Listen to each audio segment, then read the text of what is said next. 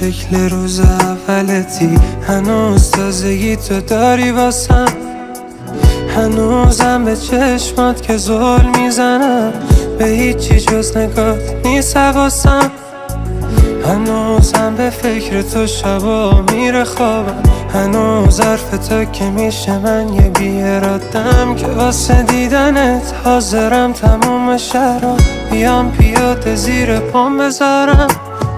من تموم زندگیمو دنبال یکی شبیه تو بودم، بعد پیدا کردن تموم شعرامو برا تو خوندم. تو تموم زندگیمی دیگه عشق آخرین یاره،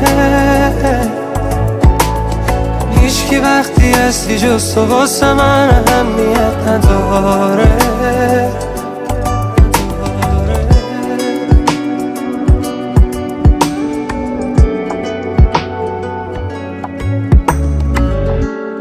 فکرشم نکن دستشم ازت، فکرشم نکن دست بکشم ازت، فکرشم نکن تو رو نبینمت یه روز، من به عشق دیدنت نفس میکشم فقط. برای من هنوز قشنگ دیدنت، قشنگی مثل روز اولی که دیدمت، همیشه تو دلم ادامه میدمت، ادامه میدمت، ادامه میدمت، ادامه میدمت.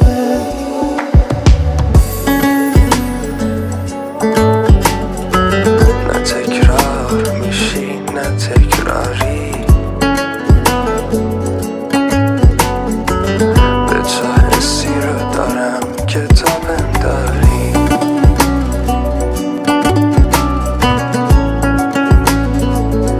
همه دنیا برن میمونم پیش تو، میدونم تو منو تنها نمیذاری.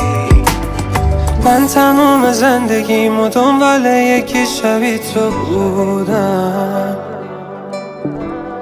بعد پیدا کردن تموم شعرامو برا تو خوندم.